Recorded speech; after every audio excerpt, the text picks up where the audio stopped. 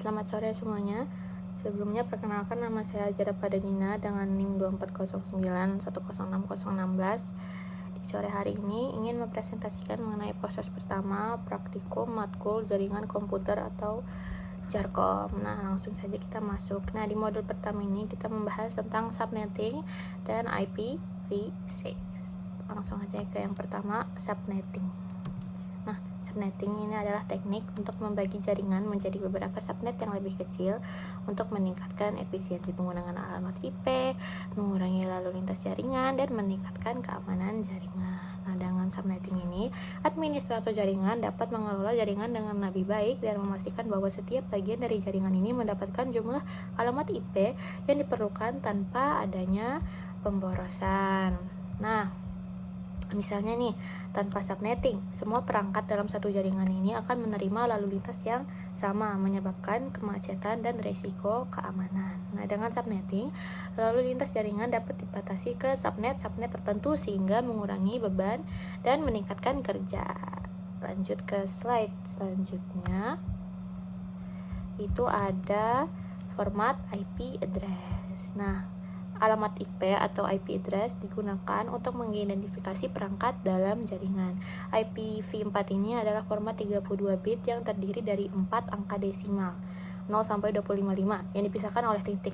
Contohnya 192.168.0.7, 10.0.0.0.3, 172.16.0.2. Nah, setiap alamat IP ini terbagi menjadi dua bagian utama. Yang pertama ada network ID atau identifikasi jaringan, dan host ID atau identifikasi perangkat dalam jaringan. Di IPv4 ini ada beberapa kelas, di sini ada 6 kelas. Yang pertama ada kelas A dari 0.0.0.0 sampai dengan 127.255.255 ini digunakan untuk jaringan yang besar. Selanjutnya ada kelas B dari 128.0.0.0 sampai dengan 191.255.255 digunakan untuk jaringan yang menengah. Selanjutnya ada kelas C dari 192.0.0.0 sampai dengan 223.255.255 untuk jaringan yang kecil. Selanjutnya ada kelas D yaitu dari 224.0.0.0 sampai dengan 239.255.255 untuk multicast. Selanjutnya ada kelas E dari 240.0.0.0 sampai dengan 255.255.255 untuk eksperimen. Nah, untuk multicast dan eksperimen akan saya terangkan lebih lanjut setelah ini. Masuk ke slide selanjutnya yaitu netmask dan CIDR atau CIDR. Nah, netmask ini itu membedakan antara network address dan host address. Contohnya IP 192.168.1.10 dengan subnet mask 255.255.255.0. Berarti alamat jaringan ini adalah 192.168.1.0.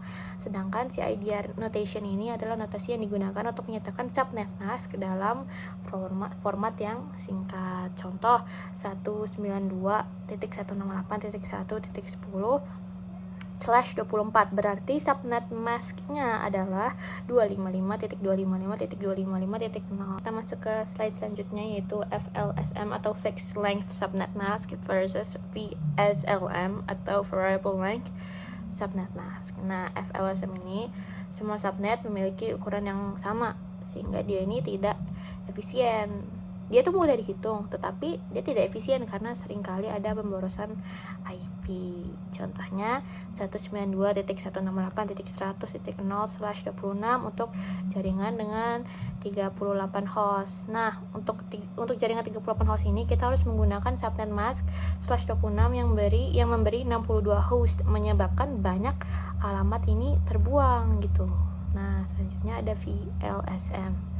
Dia itu semua subnet memiliki ukuran yang berbeda sehingga dia itu lebih hemat dan lebih efisien dalam alokasi alamat IP. Contohnya kayak guru, dia punya subnetnya tersendiri yaitu 172.16.0.0/26 itu 32 host. Selanjutnya ada TU 172.16.0.4/28 yaitu 14 host, dan siswa itu dia ditentukan sesuai dengan kebutuhan.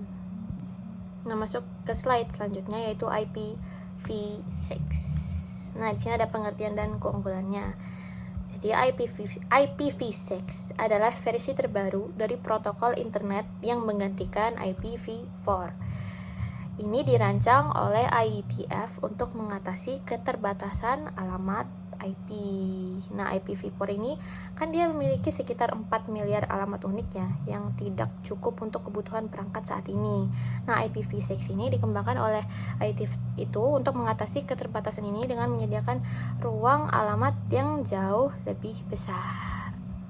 Nah, saya akan kembali menjelaskan apa itu multicast dan eksperimen. Nah, multicast atau kelas D ini digunakan untuk mengirim data ke beberapa perangkat sekaligus tanpa mengirimnya satu persatu. Saya contoh penggunaan IP 224.0.0.1 ini semua host dalam satu jaringan. Lalu ada 224.0.0.2 yaitu semua router dalam satu jaringan. Contoh penggunaannya itu ada IPTV, konferensi video, protokol routing dinamis atau OSPF atau EIGRP. Nah, lalu eksperimen yaitu kelas E itu dialokasikan untuk keperluan riset dan pengembangan oleh IETF. Tidak digunakan untuk komunikasi publik di internet. Dia ini kelas E ini itu masih dalam tahap penelitian dan jarang didukung oleh perangkat jaringan. Kesimpulannya, jadi perbedaan antara IPv4 dengan IPv6 ini yang pertama ada panjang alamatnya. Kalau misalnya IPv4 ini dia 32 bit, IPv6 ini dia 128 bit. Selain itu ada juga jumlah alamatnya. Seperti yang sudah saya sebutkan tadi, kalau misalnya IPv4 ini dia 4 miliar, IPv6 ini sampai dengan 340 triliun. Selain itu, kalau IPv4 ini konfigurasinya dia manual, IPv6 ini konfigurasinya otomatis. Nah, kalau keamanan jelas ya, kalau IPv4 itu tidak ada enkripsi bawaan, sedangkan IPv6 ada, dia punya enkripsi bawaan. Kalau untuk routing juga IPv4 ini dia lebih kompleks dibandingkan dengan IPv6 yang lebih efisien.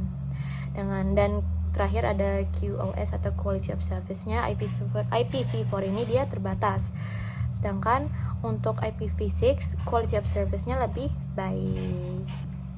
Jadi simpulannya, subnetting ini adalah teknik yang penting dalam pengelolaan jaringan yang memungkinkan alokasi IP lebih efisien, meningkatkan keamanan, dan juga mengurangi lalu lintas jaringan. Sedangkan IPv6 adalah solusi yang menggantikan IPv4 dengan ruang alamat yang jauh lebih besar dan fitur-fitur baru yang meningkatkan efisiensi keamanan dan performa jaringan tersebut juga.